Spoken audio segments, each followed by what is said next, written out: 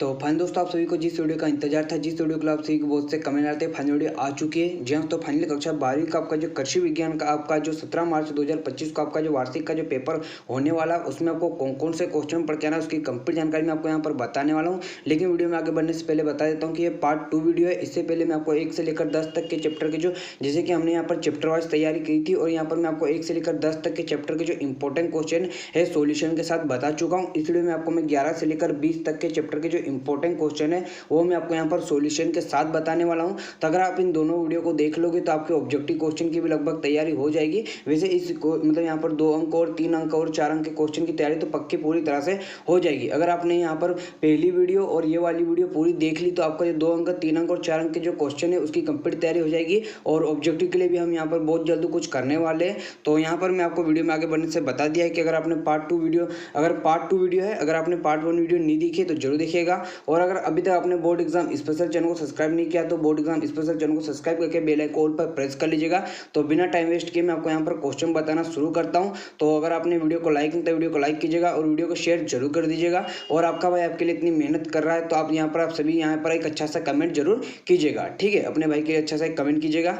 तो आइए मैं आपको क्वेश्चन बताता हूँ, आप इन क्वेश्चन को नोट करना शुरू कीजिए। तो यहाँ पर आपका जो अध्याय 11 है पादप कार्यकी, इसमें आपको जो पहला क्वेश्चन तैयार करना है, वाष्पोत्सर्जन एवं बिंदु स्त्रावण की परिभाषा लिखिए तथा वाष्पोत्सर्जन के कोई 3 प्रकार समझाए। तो सबसे पहले आपको यहाँ पर वाष्पोत्सर्जन को समझना है। तो वाष्पोत्सर्जन क्या होता है? जीवित पौधों के आंतरिक ऊतकों से पौधों के वायवीय भाग जैसे पत्तियां, तना, शाखाओं द्वारा जल के वाष्प के रूप में बाहर निकाले जाने की क्रिया वाष्पोत्सर्जन कहलाती है। और बिंदु स्त्रावण की बात करें तो पत्तियों के किनारे पर उपस्थित छिद्रों के द्वारा बूंदों के रूप में जल का स्त्रावित होना बिंदु स्त्रावण कहलाता है। यह क्रिया मूल दाब के कारण होती है। तो अगर मैं आपको यहाँ पर पढ़कर बताऊंगा तो वीडियो की लेंथ ज़्यादा हो जाएगी। आपको मैं क्वेश्चन बता रहा हूँ, आप वो क्वेश्चन जरूर तैयार कर लीजिएगा। तो आप यहाँ पर आप देख सकते हो वाष्पोत्सर्जन एवं बिंदु स्त्रावण की आपको परिभाषा याद करना है। और वाष्पोत्सर्जन के आपको यहाँ पर वाष्पोत्सर्जन के आपको कोई 3 प्रकार याद रखना है। जैसे कि पहला प्रकार है रंध्रीय या स्टोमेटल वाष्पोत्सर्जन, दूसरा है उप त्वचीय वाष्पोत्सर्जन और तीसरा है वात रत्नद्रव्य जिसकी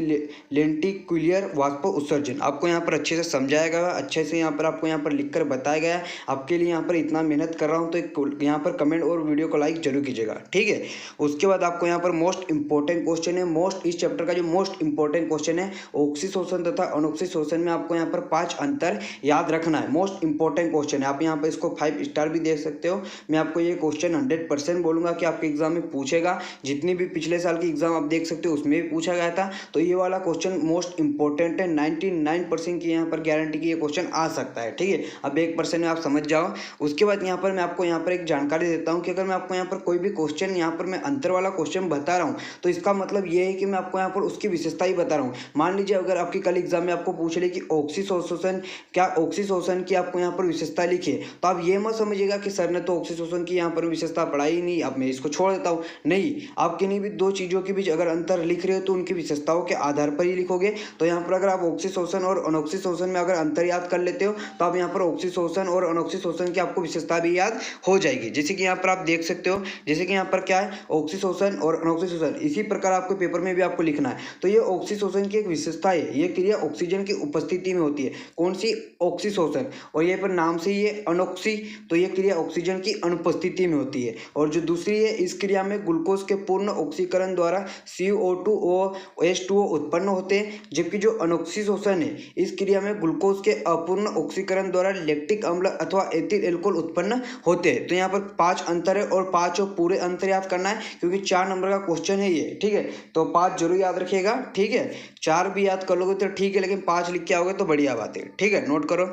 उसके बाद यहाँ पर आपको प्रकाश संश्लेषण और शोषण में आपको 5 अंतर याद रखना है। तो ये वाला चैप्टर आपका 4 नंबर वाला चैप्टर है, तो इसमें आपको बड़े क्वेश्चन देखने को मिलेंगे। तो आपको यहाँ पर प्रकाश संश्लेषण और शोषण में आपको 5 अंतर याद रखना है। तो यहाँ पर अगर आप प्रकाश संश्लेषण और शोषण में अंतर याद कर लेते हो तो विशेषता भी आपको आराम से याद हो जाएगी। जैसे कि प्रकाश संश्लेषण और यहाँ पर शोषण में अंतर दिया गया, अच्छे से यहाँ पर बताया गया, आपको यही कि यही लिखकर आना है, ठीक है।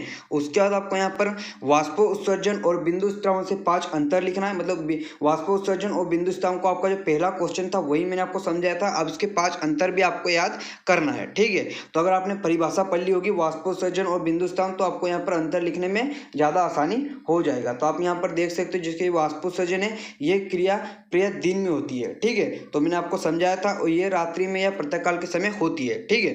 तो आप देख सकते हो इसमें 5 अंतर दिए गए, याद रखिएगा, ठीक है, याद जरूर कीजिएगा। उसके बाद आपको यहाँ पर वाष्प उत्सर्जन तथा वाष्पीकरण में भी अंतर देख लेना है। तो अंतर वाले क्वेश्चन अपने आप में मोस्ट इंपॉर्टेंट होते हैं। वाष्प उत्सर्जन एक जैविक प्रक्रिया है और जो वाष्पीकरण है वो एक भौतिक क्रिया है, ठीक है। वाष्पीकरण पता है ना आपको सभी को, ठीक है। उसके बाद यहाँ पर आप इसे नोट कर लो। उसके बाद आपको यहाँ पर विसरण और रस आकर्षण, जैसे कि परासरण में आपको अंतर याद करना है। तो यहाँ पर 5 नंबर वाले क्वेश्चन है, थोड़ा आपको एफर्ट लगाना पड़ेगा, तो आप इन्हें नोट कर लो, ठीक है। नोट करो फटाफट, ठीक है, आप देख सकते हो।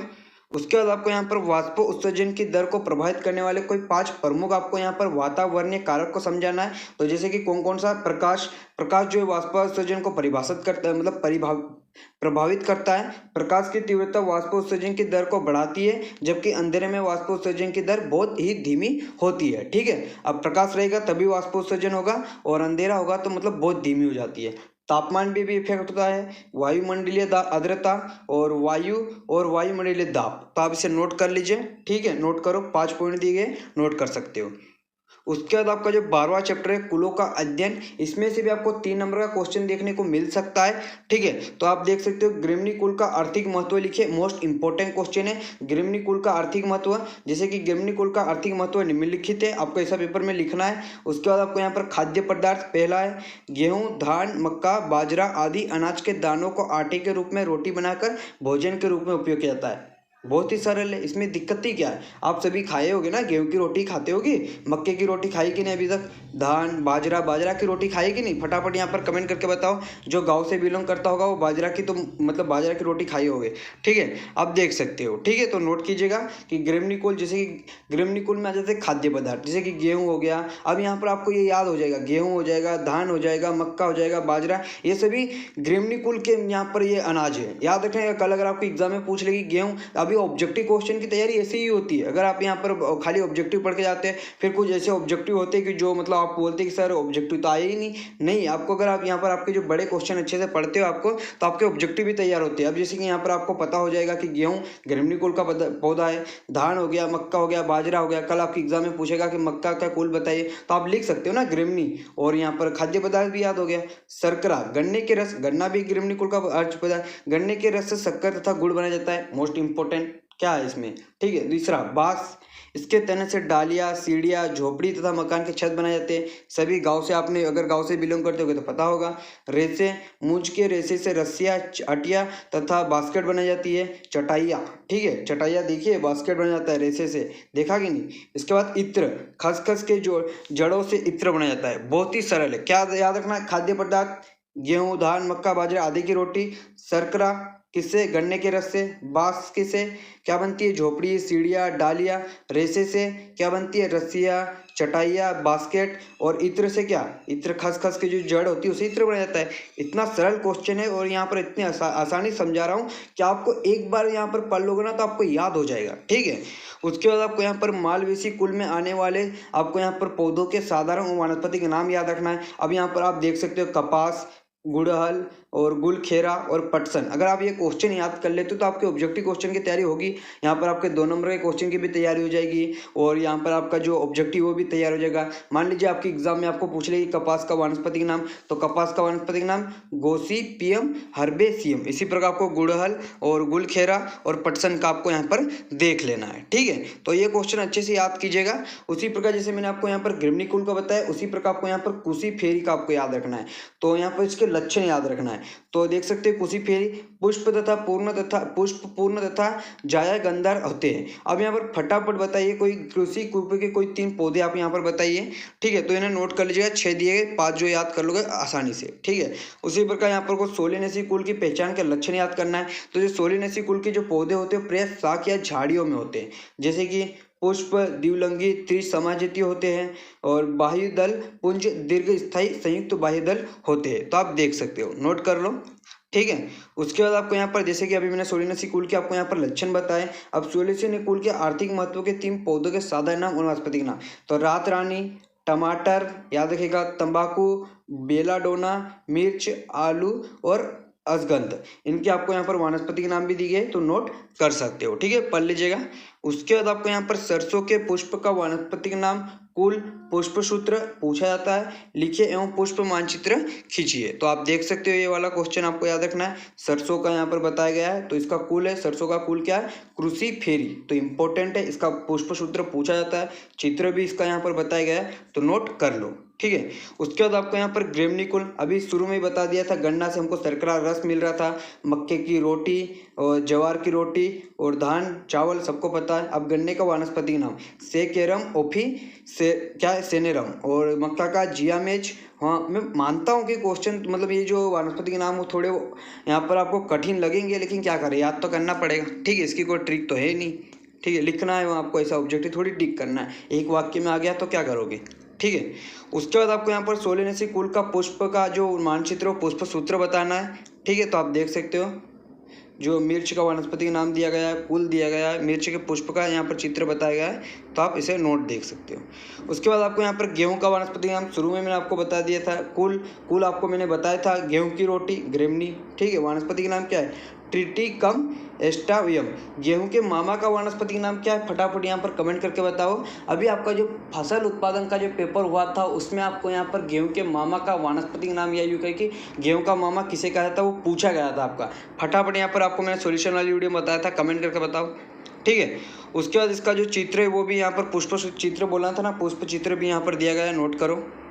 उसके बाद आपको यहाँ पर मालवेसी एवं क्रूसीफेरी कुल के पौधों में आपको अंतर बताना है, तो इनमें क्या अंतर है वो देख लेते हैं। तो आप देख सकते हो मालवेसी एवं क्रूसीफेरी के कुल पौधों में जो अंतर है वो यहाँ पर बताया गया है। तो यहाँ पर मैं आपको पढ़कर नहीं समझा रहा हूँ, आप देख सकते हो। ठीक है, हमें वीडियो को मतलब यहाँ पर ज़्यादा लेंथ नहीं बढ़ानी है, आपको तैयार भी करना है। ठीक है, तो यहाँ पर कवक क्या होता है, जो आपका 13वां चैप्टर है सूक्ष्म जीविकी, उसमें आपको ये पूछेगा तो नहीं, लेकिन एक बार पढ़ लीजिएगा, कभी कभी पूछ लेता है ऑब्जेक्टिव में। ठीक है, एक वाक्य का जो आंसर होता है उसमें पूछ लेता है। ठीक है, वे सभी क्या यूकेरियोटिक बहुकोशिकीय पर्णहरिम रहित संवहन उत्तक रहित थैलोफाइट सूक्ष्म जीवी क्या कहलाते हैं, कवक कहलाते हैं। ठीक है, याद रखिएगा, पढ़ लीजिएगा। उसके बाद यहाँ पर कवक के दो महत्व, ये पूछ सकता है आपको, यहाँ पर कवक के दो महत्व याद रखना है। तो जो पेनिसिलिन होता है वो कवक ही होता है। पेनिसिलिन औषधि प्राप्त करने में पेनिसिलियम नोटेम कवक का उपयोग होता है। ऑब्जेक्टिव में भी पूछ सकता है, पूछा था किसी साल तो पूछा था ये वाला क्वेश्चन। मशरूम देखा है ना सभी ने, छतरीनुमा बारिशों के दिनों में। गुच्छी कवक का उपयोग भोजन के रूप में किया जाता है। मशरूम को खाते हैं, पता है कि नहीं, कमेंट करके बताओ। शैवाल क्या होता है, ठीक है, तो शैवाल क्या होता है, क्लोरोफिल युक्त सेल्यूलोस भित्ति युक्त एक कोशिकीय जनांग वाले भ्रूण रहित सोपसी जीव शैवाल कहलाते हैं और ये जलीय जीव होते हैं। ठीक है, याद रखिएगा। उसके बाद यहाँ पर एक हानिकारक जीवाणु तथा एक लाभदायक जीवाणु का नाम बताना है। हानिकारक भी बताना है और लाभदायक भी। तो हानिकारक की बात करें तो जो वी ब्रियो कोलेरी ये एक जीवाणु हैजा फैलाता है, तो ये हानिकारक है। लाभदायक की बात करें तो लेक्टोबैसिलस लेक्टिस, यह दूध को दही बनाने में लाभदायक होता है। पूछा जाता है कि दूध को दही बनाने में कौन सा जीवाणु लाभदायक होता है, तो लेक्टोबैसिलस लेक्टिस। तो ये दोनों इंपॉर्टेंट है, याद रखिएगा, लेक्टोबैसिलस लेक्टिस। ठीक है, क्या है प्रोटोजोन से आप क्या समझते हो, एक उदाहरण बताइए। तो एक कोशिकीय जीव जिसमें झिल्ली युक्त स्पष्ट कोशिकांग पाए जाते हैं प्रोटोजोन कहलाते हैं, जैसे कि उदाहरण के लिए अमीबा। ठीक है, याद रखिएगा। उसके बाद यहाँ पर आपको जीवाणु के सामान्य लक्षण याद रखना है। तो जैसे कि जीवाणु क्या होते हैं, ये एक कोशिकीय सूक्ष्म जीव होते हैं, इनमें क्लोरोफिल का अभाव होता है, ये परजीवी मृत परजीवी, तो बहुत ही सरल है। ठीक है, इसमें कोई दिक्कत वाली बात नहीं। शैवाल और कवक में आपको अंतर याद रखना है। शैवाल और कवक में पहले पढ़ा चुका हूँ, आप देख सकते हो, इनमें अंतर याद रखेगा। अंतर याद कर लोगे तो भी अगर वो पहले दो क्वेश्चन आप छोड़ सकते हो, अब अंतर याद करके चले जाएगा। वैसे इसमें आपको 4 नंबर का क्वेश्चन नहीं देखने को मिलेगा, तो छोटे क्वेश्चन भी आपको पढ़ना पड़ेगा। ठीक है, ऑब्जेक्टिव हो जाएगा आपका। फिर आपका जो नेक्स्ट चैप्टर अध्याय 14 आनुवंशिकी एवं पादप प्रजनन, इसमें आपको मोस्ट इंपॉर्टेंट क्वेश्चन है, मोस्ट इंपॉर्टेंट क्वेश्चन है। पूछा जाता है मेंडल के वंशागति की प्रभाविता का नियम परिभाषा एवं उदाहरण सहित लिखिए। पिछले साल का आपका जो वार्षिक का एग्जाम है उसमें ये वाला क्वेश्चन पूछा गया था, और अभी आपकी जो त्रैमासिक में तो नहीं पूछा गया था, शायद अर्धवार्षिक या प्री बोर्ड में किसी एक एग्जाम में शायद पूछा गया था। तो ये वाला क्वेश्चन इंपॉर्टेंट है, देख लीजिएगा। तो यहाँ पर आप देख सकते हैं मेंडल का जो प्रभाविता का जो नियम क्या है, जब दो असमान गुणों वाले जनक के बीच संकरण कराया जाता है तो प्रथम पीढ़ी में संकर संतानें उत्पन्न होती है और पहली पीढ़ी F1 में प्रभावी लक्षण स्पष्ट हो जाता है और अप्रभावी लक्षण छिपा रहता है। उदाहरण के लिए मेंडल ने जब शुद्ध लंबे तथा शुद्ध बोने मटर के पौधों के बीच संकरण कराया तो पहली पीढ़ी में F1 उत्पन्न मटर के सभी पौधों के लंबे उत्पन्न हुए। और ये पूछा भी जाता है कि मेंडल ने किस पौधे पर यहाँ पर प्रयोग किया था, तो मटर के पौधे पर, याद रखिएगा। ठीक है, तो ये इंपॉर्टेंट है, जरूर पढ़िएगा। उसके बाद आपको यहाँ पर मेंडल की सफलता के आपको यहाँ पर नियम बताना है, नियम बता रहा था, सफलता के कारण बताना है। तो आप देख सकते हैं उन्होंने एक समय में केवल एक ही लक्षण की वंशागति का अध्ययन किया है। ठीक है, कहा जाता है ना, एक समय में एक ही टारगेट रखो। दूसरा, उन्होंने अपने प्रयोगों को सावधानीपूर्वक संपन्न करते हुए प्रयोगों का पूरा रिकॉर्ड रखा, अच्छे से उन्होंने किया। उन्होंने ऐसे पौधे का अध्ययन के लिए चुना जो आनुवंशिक रूप से शुद्ध थे। कौन से पौधे को चुना था, फटाफट अभी मैंने बताया, कमेंट करके बताओ कि मेंडल ने कौन से पौधे का यहाँ पर अध्ययन किया जो आनुवंशिक रूप से शुद्ध था, फटाफट यहाँ पर कमेंट करो। उन्होंने प्रत्येक पीढ़ी से में किसी भी लक्षण के दोनों विपरीत लक्षण वाले पौधों को पृथक पृथक गणना की। उन्होंने अपने प्रयोगों का F2 से F3 पीढ़ियों तक का अध्ययन किया। तो बहुत ही सरल पॉइंट है, अच्छे से याद रखिएगा। उसके बाद आपको यहाँ पर पादप प्रजनन के मुख्य उद्देश्य याद रखना है। तो आप देख सकते हो पादप प्रजनन के मुख्य उद्देश्य क्या है। पादप प्रजनन का प्रमुख उद्देश्य अधिक उपज देने वाली पादप किस्मों का निर्माण करना, शीघ्र पकने वाली। तो आप इसे पढ़ लीजिएगा, ठीक है, 5 दिए गए हैं।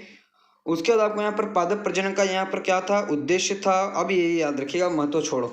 अब यहाँ पर उद्देश्य क्या है, रोग प्रतिकिस्मों का करना जिसमें पादप फैलो बचा सके, और ये पढ़ लीजिएगा एक बार, ठीक है, इससे ज़्यादा कोई दिक्कत वाली बात नहीं, उद्देश्य और महत्व एक ही बात होती है। ठीक है, उसके बाद आपको यहाँ पर आनुवंशिकी आनुवंशिकी की परिभाषा और इसके महत्व याद रखना है। तो आनुवंशिकी की जो परिभाषा बहुत ही सरल है, विज्ञान की वो शाखा जिसमें आनुवंशिकी लक्षणों की वंशागति का अध्ययन किया जाता है, आनुवंशिकी कहलाती है। अब इसके महत्व या यूं कहें कि इसके उद्देश्य क्या है, तो मनुष्य की जाति को सुधारने में आनुवंशिकी का उपयोग किया जाता है। ठीक है, मनुष्य तथा जानवरों में रतौंधी, हीमोफीलिया जैसे आनुवंशिक रोगों को दूर करने में आनुवंशिकी का बहुत अधिक योगदान है। आनुवंशिकी के द्वारा पौधों की उपज, उनके गुणों में परिवर्तन किया जाता है और धान्य तथा सब्जी की फसलों में सुधार किया जाता है। आनुवंशिकी ज्ञान के आधार पर पादप प्रजनन तथा पशु प्रजनन में सुधार किया जाता है। तो सरल क्वेश्चन है, याद रखिएगा।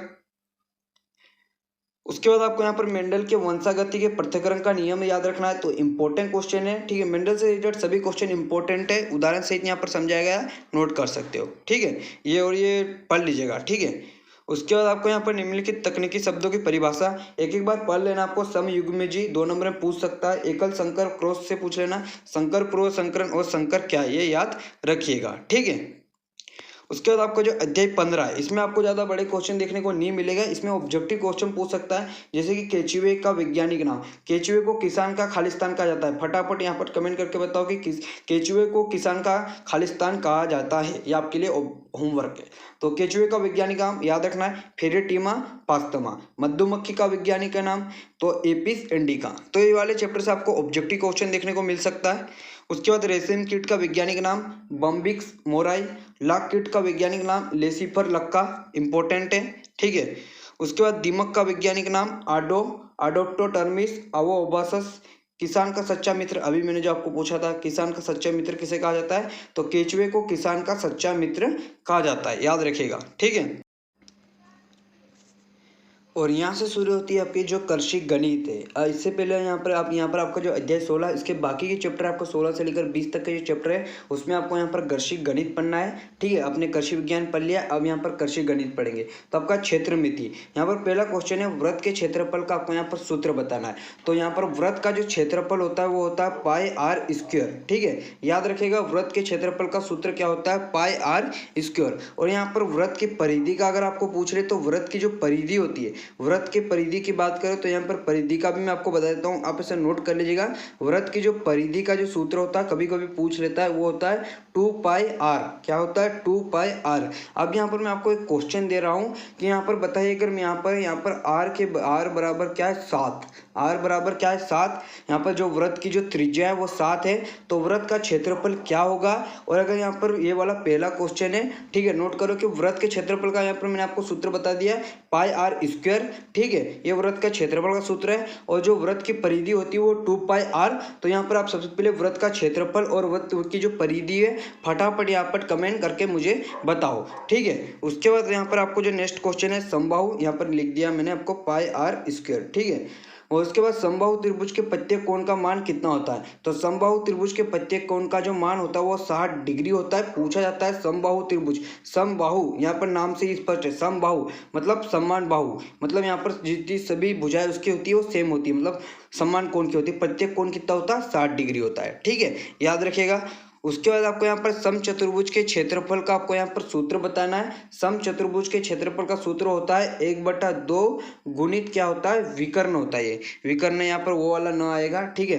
तो विकर्ण का यहाँ पर गुणनफल है, तो 1/2 और उसके विकर्ण का आपको यहाँ पर गुणनफल है। उसके बाद यहाँ पर घन के संपूर्ण पृष्ठ का क्षेत्रफल आपको क्या होगा, तो घन के संपूर्ण पृष्ठ का जो 6a²। एक क्वेश्चन मैं आपको यहाँ पर सोल्व करके बताता हूँ। मान लीजिए कि यहाँ पर आपको किसी घन का यहाँ पर एक भुजा का मान दे दिया, मान लीजिए दे दिया आपको कितना दे दिया उसने 2। तो अगर उसने पूछा कि घन के संपूर्ण पृष्ठ का यहाँ पर आपको यहाँ पर संपूर्ण पृष्ठ का क्षेत्रफल बताइए, तो आप लिख सकते हो 6 × यहाँ पर 2 का आपको स्क्वायर करना है, तो आपका आंसर हो जाएगा 24। ठीक है, तो यहाँ पर याद रखिएगा, इंपॉर्टेंट है घन के संपूर्ण पृष्ठ का। तो यहाँ पर मैं आपको a का मान दे रहा हूँ 8। आप फटाफट यहाँ पर कमेंट कर बताइए कि घन के संपूर्ण पृष्ठ का क्षेत्रफल क्या होगा। ठीक है, ये संपूर्ण पृष्ठ क्षेत्रफल का सूत्र है। ठीक है, एक घन में क्या कोरों की संख्या कितनी होती है, एक घन में कोरों की संख्या कितनी होती है, 12 होती है। याद रखिएगा, एक घन में कोरों की संख्या कितनी होती है, 12 होती है। ठीक है, उसके बाद आपको यहाँ पर घन का प्रत्येक प्रतीक फलक क्या होता है, तो घन का प्रत्येक फलक होता है वर्गाकार, याद रखिएगा। और घन का आयतन क्या होता है, तो घन का आयतन होता है, ये मतलब इसे कंफ्यूज मत होइएगा, ये 3 अलग अलग सूत्र है। ठीक है, ये याद रखिएगा, ऐसा नहीं कि ये बटे बटे दिया, नहीं ऐसा नहीं है।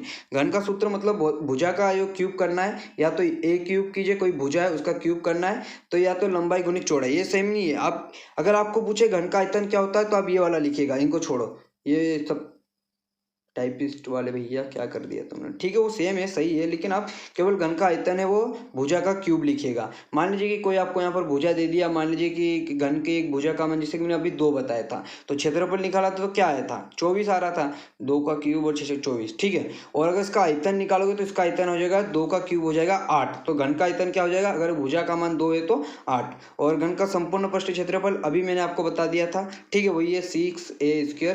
ठीक है, ए मतलब भुजा होती है। ठीक है, कंफ्यूज तो नहीं हो, अगर कंफ्यूजन है तो कमेंट कर दीजिएगा। ठीक है, उसके बाद आपको यहाँ पर समांतर चतुर्भुज के आपको कोई 4 गुण याद रख लेना है, पूछता है। तो समांतर चतुर्भुज के आमने सामने की भुजाएं समान होती है। समांतर चतुर्भुज की जो आमने सामने की जो भुजाएं है वो समान होती है। समांतर चतुर्भुज के आमने सामने के कोण समान होते हैं। समांतर चतुर्भुज का प्रत्येक विकर्ण समांतर चतुर्भुज के 2 सर्वगतन त्रिभुज में विभक्त होता है। समांतर चतुर्भुज एक विकर्ण एक दूसरे को समद्विभाजित करते हैं। ठीक है, याद रखिएगा।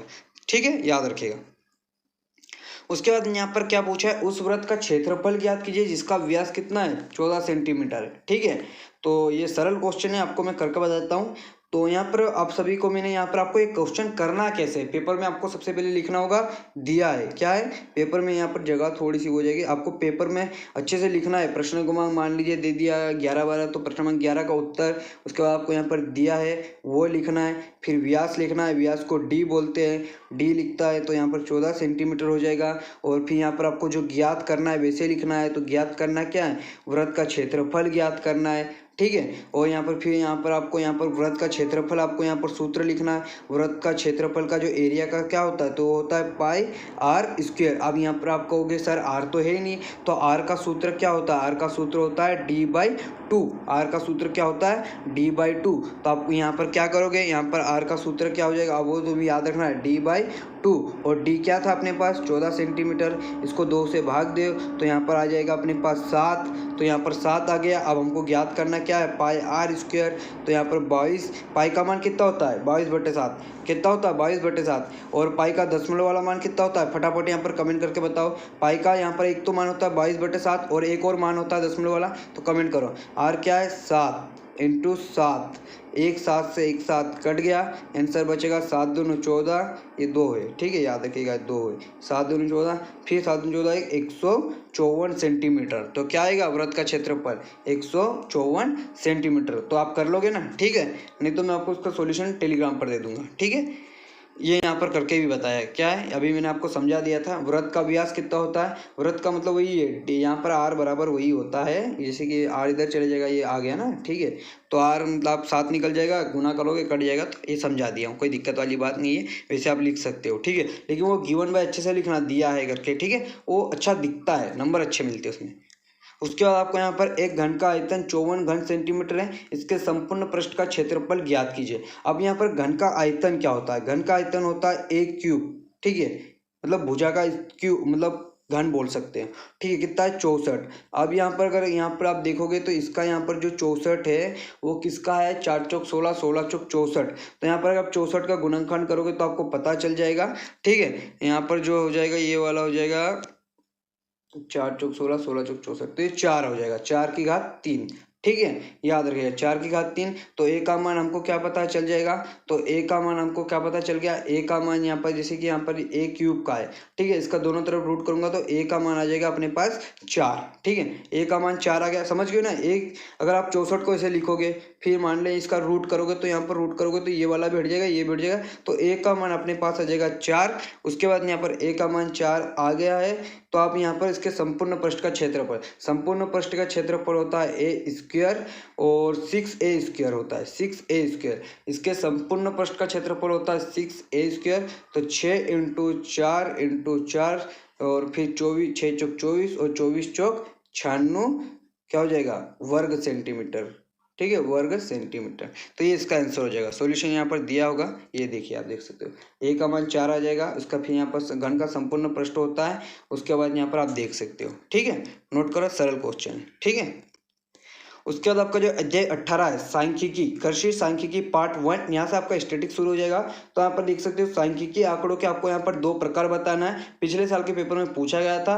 तो प्राथमिक आंकड़े और द्वितीयक आंकड़े क्या होता है यहाँ पर समझा गया है। वे आंकड़े जो अन्वेषक द्वारा अपने उद्देश्य की पूर्ति हेतु स्वयं एकत्रित किए जाते हैं, प्राथमिक आंकड़े स्वयं एकत्रित किए जाते हैं। जबकि जो द्वितीयक आंकड़े, वे आंकड़े जो मूल रूप से किसी अन्य व्यक्तियों द्वारा किसी और उद्देश्य से एकत्रित किए जाते हैं, किंतु अन्वेषक द्वारा अपने विश्लेषण में प्रयुक्त किए जाते हैं, द्वितीयक या गौण आंकड़े कहलाते हैं। बहुत ही सरल परिभाषा है, ठीक है। उसके बाद आपको यहाँ पर सांख्यिकी में वर्गीकरण कि आपको यहाँ पर 5 उद्देश्य याद रखना है। तो यहाँ पर आप देख सकते हो, पहले तो सांख्यिकी क्या होता है, मतलब इनका वर्गीकरण क्या होता है, सांख्यिकी का वर्गीकरण क्या होता है वो यहाँ पर समझाया गया है। फिर उसके उद्देश्य भी यहाँ पर आपको समझाए गए, तो नोट करो। उसके बाद आपको यहाँ पर ग्राफों के प्रकार, पिछले साल के एग्जाम में आपको ये क्वेश्चन पूछा था, ग्राफों के प्रकार के नाम याद रखना है और इनको अच्छे से समझ लेना है। ग्राफों के प्रकार आयत चित्र, आवर्ती बहुभुज और आवर्ती वक्र। तो अगर आपके पास बुक होगी, आपको जो एनसीईआरटी की जो बुक मिलती है, स्कूल से आपको जो बुक मिलती है, उसमें आपको ये वाला क्वेश्चन अच्छे से मिल जाएगा। तो आप उसमें देख सकते हो। यहाँ पर ग्राफ के चित्र लेकर आने में थोड़ी दिक्कत आ रही थी, आप उसे अच्छे से अपने एग्जाम में देख सकते हो। ये खाली आपको ये याद नहीं करके जाना कि ग्राफों के प्रकार के नाम, आपको ये आयत चित्र कैसे बनाते हैं, आवर्ती बहुभुज कैसे बनाते हैं, आवर्ती वक्र कैसे बनाते हैं, इनका चित्र भी याद रखना है, ठीक है। उसके बाद आपको यहाँ पर आरेखों के नाम, ये भी आपको मैं बता रहा हूँ, इनको भी आपकी एग्जाम वाली जो बुक है आपके, उसमें अच्छे से देखिएगा। आपकी परीक्षा दिन में भी नहीं मिलेगा, परीक्षा दिन में भी नाम दिया गया है, आपको बुक में ही देखना पड़ेगा, ठीक है, ठीक है। नहीं तो फिर इंटरनेट का शायद वो लो मदद। दंड चित्र, वृत्त चित्र और क्षेत्रफल चित्र, ये आरेख है, ठीक है। उसके बाद आपको मोस्ट इंपॉर्टेंट क्वेश्चन है सारणियन के। आपको 3 उद्देश्य सारणियन की परिभाषा में आपको बता दूंगा, लेकिन पहले आप इसके 3 उद्देश्य और 3 लाभ याद रखिएगा। महत्व या लाभ एक ही बात है, याद रखिएगा। इसकी मैं परिभाषा आगे बता रहा हूँ, आप इसे नोट कर लो। मोस्ट इंपॉर्टेंट क्वेश्चन है, जरूर पढ़ के जाइएगा, ठीक है। नोट करो। सारणियन के पर अभी लाभ बता दिया है, ठीक है, इसको छोड़ो।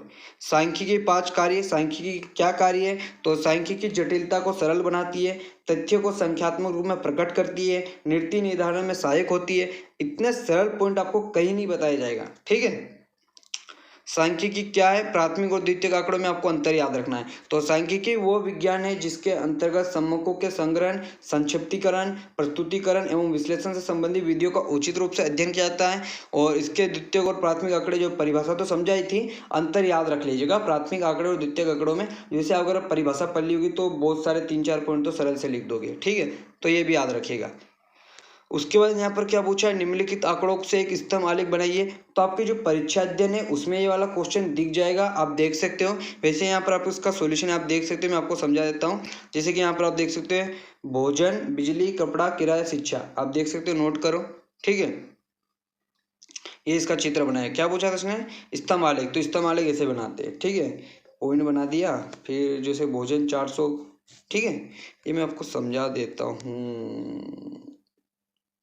तो आपको करना क्या है, आपको यही यहाँ से समझ जाओ, चित्र से अच्छे समझ जाओगे, यही बनाना है, ठीक है।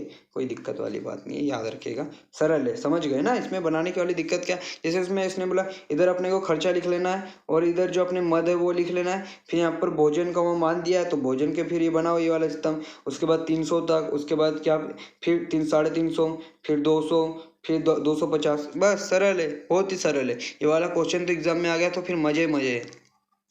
फिर आपका जो अध्याय 19 है कर्षित सांख्यिकी पार्ट 2, इसमें आपको यहाँ पर समांतर माध्य के 4 प्रमुख गुण याद रखना है। तो समांतर माध्य वो मान जो दिए गए पदों के योगफल में पदों की संख्या से भाग देने पर प्राप्त होता है। ये वही बात बता रहा है कि जैसे कि मान लीजिए यहाँ पर आपको संख्या दी गई 2, 4 और 6 और ये बोले कि इसका माध्य ज्ञात कीजिए, तो इनको जोड़ो, 6, 4, 2 कितने हो गए, इनको जोड़ो, ठीक है, कितने हो गए, और ये कितनी संख्या 3 है, तो 6 और 4 10, 10 12, 12 को 2 से 3 से भाग दो, 3 से 4, तो ये इसका आंसर समांतर माध्य हो जाएगा 4, ठीक है। तो ये सरल है, इसके गुण यहाँ पर बताए गए, इसके दोष भी आपको यहाँ पर बताए गए और पूछा जाता है समांतर माध्य का सूत्र, वो आगे आएगा तो बताऊंगा, ठीक है।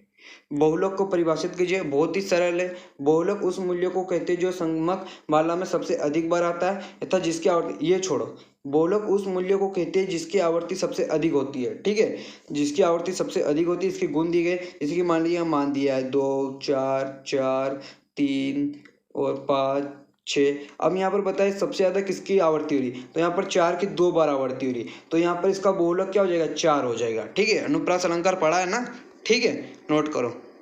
बहुलक के दोष यहाँ पर बताए गए हैं, ठीक है, याद रखिएगा। माध्यिका से आप क्या समझते हो, इसके गुण और यहाँ पर दोष याद रखना है, पढ़ लीजिएगा, ठीक है। आदर्श माध्य के 4 गुण, बहुत ही सरल पॉइंट है, याद रखिएगा। समांतर माध्य और माध्यिका में अंतर याद रखना है, तो समांतर माध्य और माध्यिका में यहाँ पर अंतर बताया गया है, तो याद रखिएगा, सरल क्वेश्चन है, पढ़ना पड़ेगा, ठीक है। निम्नलिखित सारणी से समांतर माध्य ज्ञात कीजिए, ये वाला क्वेश्चन मैं आपको समझाता हूँ। तो यहाँ पर आपको सबसे पहले यहाँ पर इन दोनों का आप देखना है, तो यहाँ पर देख सकते हो, यहाँ पर आपको यहाँ पर समांतर माध्य ज्ञात करना है। तो यहाँ पर जैसे 20 और 10 को, यहाँ पर 20 और 0 को जोड़ोगे तो क्या आ जाएगा, तो यहाँ पर ऊपर ये जो समांतर माध्य होता है ना वो एवरेज ही होता है, तो आप यहाँ पर एवरेज मान लीजिए, ठीक है, समझाया गया है, सरल क्वेश्चन है, ठीक है, ये समझाया गया है। तो जैसे कि यहाँ पर देखो ये वर्ग अंतराल में माध्यमान दिया होगा, ये वाला भी दिया होगा आपको, ठीक है। आपको करना क्या, ये वाला नहीं दिया होगा, आपको एग्जाम में कौन कौन सा दिया होगा, वर्ग अंतराल और बारंबारता दी होगी, आपको ऐसी सारणी बनाना है। जैसे कि यहाँ पर किया क्या इसने, 0 और 20 को जोड़ोगे, उसके बाद 2 से भाग दो तो 10 आ जाएगा। 40 और 20 को जोड़ोगे 60, 60 को 2 से भाग दो 30 आ जाएगा। 40 और 60 को जोड़ो कितना हो जाएगा, 100, 100 को 2 से भाग दो 50, क्योंकि 2 से भाग क्यों दे रहे, क्योंकि ये 2 संख्या है। समांतर माध्य क्या होता है, कुल प्रेक्षणों का योग और कुल प्रेक्षणों की संख्या। तो ये देखिए 20 और 0 को जोड़ लिया। इसी प्रकार आपको यहाँ पर 80 और 60 को जोड़ोगे कितना हो जाएगा, 140, 70 आ जाएगा। और 180 को 2 से 90, फिर आपको करना है क्या, ये तो दिया होगा और ये वाला दिया होगा, ये आपने निकाल लिया, फिर आपको 100 और f का गुना करना है। तो 80, 450, क्या होता है 1000 और 12 से 84, 840, 9 पे 45, 450। फिर आपको करना क्या, इनको जोड़ना है, जो गुणनफल आएगा वो जोड़ोगे तो कितना हो जाएगा 28, 20, ठीक है। उसके बाद यहाँ पर क्या करना है, उसके बाद इनको भी जोड़ लेना है, इनको भी जोड़ो, इनको भी जोड़ो, फिर इसको इससे भाग दे दो। जैसे कि 2820 है, इसको 60 से, तो 0 से 0, 6 चौक 24, 4 बजा 6 सत्ते 42, तो ये 47 आंसर आ जाएगा। सरल क्वेश्चन है, ये वाला क्वेश्चन भी आपके एग्जाम में अगर आ जाएगा तो आपके मजे है, ठीक है, सरल क्वेश्चन है, ठीक है, निकाल लोगे ना आप समांतर माध्य। उसके बाद बहुलक ज्ञात करना है, तो बहुलक कैसे ज्ञात करोगे, तो यहाँ पर बहुलक के लिए आपको सूत्र याद रखने का, ठीक है। तो यहाँ पर आप देख सकते हो बहुलक, जैसे ये वाला क्वेश्चन है समझाने के लिए, तो आप देख सकते हो सबसे अधिक किसकी यहाँ पर बारंबारता है, तो 20 की बारंबारता सबसे अधिक है, जो कि 40 और 60 का बहुलक वर्ग होगा। और ये वाला सूत्र याद रखना है, L1 का मान मतलब जो होती है निचली सीमा, जैसे कि 40 L1 का मान, उसके बाद L2 का मान क्या हो जाएगा, और L2 का मान बोला है तो 60 हो जाएगा। F1 का मान क्या हो जाएगा, F1 का मान हो जाएगा 20, F1 का मान क्या हो जाएगा 20, और F0 का मान क्या हो जाएगा, तो इससे वाला पहला वाला पद 10, और F2 का ये जो हो जाएगा 12। फिर यहाँ पर आप सूत्र में रख दोगे तो ये सरल हो जाएगा, ठीक है, आसानी से कर लोगे, कोई दिक्कत वाली बात है नहीं है, सूत्र याद रखोगे आसानी से हो जाएगा। उसके बाद बारंबारता सारणी से माध्यिका गणना कीजिए, तो माध्यिका ज्ञात करना भी बहुत सरल है, ठीक है। आपको सबसे पहले ये देखो, ये वाला दिया होगा और ये वाला दिया होगा, तो ये जमा लेना है। फिर आपको करना क्या, आपको ये जोड़ना है, 6 को लिखो, फिर 6 और 10 16, ठीक है। उसके बाद नेक्स्ट वाला पॉइंट देख लेते हैं, ठीक है। और 16 था, 16 और 20 16 और 20 36, 36 और 12 48, 48 और 8 56। ठीक है, अब 56 को करना क्या है, 56 को 2 से भाग दो, यहाँ पर दिया है 56 को 2 भाग दो 28 आ जाएगा। अब यहाँ पर देखना है कि 28 के सेम, मतलब यहाँ पर आपको इस सारणी में देखना है 28 से बड़ी संख्या देखना है, तो 28 से बड़ी संख्या क्या है 36। अब यहाँ पर आपको इसके जो यहाँ पर वर्ग सीमा है वो देखना है 40 और 60। फिर यहाँ पर आप उसका सूत्र ये वाला याद कर लोगे तो हो जाएगा। ठीक है, सूत्र याद रखोगे तो L1 वही निचली सीमा मतलब 40 और L2 60 हो जाएगा।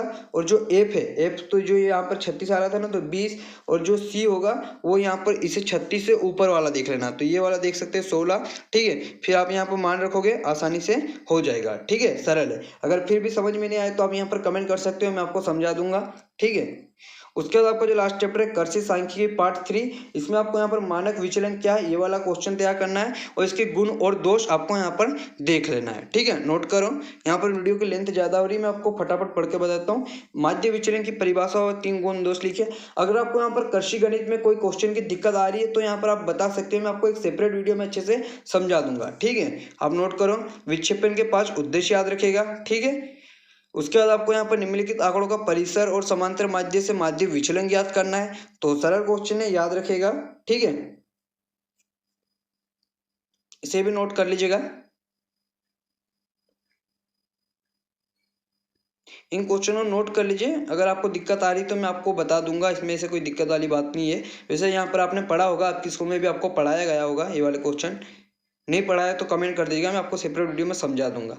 ठीक है, तो इतने क्वेश्चन आपको आपके पेपर के लिए तैयार करना है। और यहाँ पर मैंने जैसे कि 11 से लेकर 20 तक के चैप्टर के जो क्वेश्चन है वो बताए, और इससे पहले मैं आपको 1 से लेकर 10 तक के चैप्टर के जो क्वेश्चन है वो बता चुका हूँ। इस प्रकार मैं आपको यहाँ पर 1 से लेकर 20 तक के चैप्टर, यहाँ पर पार्ट 1 वीडियो में आपको 1 से लेकर 10, फिर यहाँ पर 11 से लेकर 20 तक के चैप्टर के जो इंपॉर्टेंट क्वेश्चन है वो बता दिए। अगर आपने इतने क्वेश्चन अच्छे से तैयार कर लिए तो आपको 2 अंक, 3 अंक और 4 अंक के जो क्वेश्चन है वो पूरी तरह से कवर हो जाएंगे। और ऑब्जेक्टिव की भी आपकी यहाँ पर 5-10% तो यहाँ पर तैयारी हो ही जाएगी। ठीक है, ऑब्जेक्टिव क्वेश्चन के लिए मैं यहाँ पर थोड़ा यहाँ पर हम कर रहे हैं, लेकिन मैं आपको ऑब्जेक्टिव के लिए यहाँ पर सलाह दूंगा कि आपके पास जो परीक्षा अध्ययन है या आपके पास परीक्षा बोर्ड है, तो यहाँ पर ऑब्जेक्टिव क्वेश्चन की जो तैयारी वो आप स्वयं कर लीजिएगा।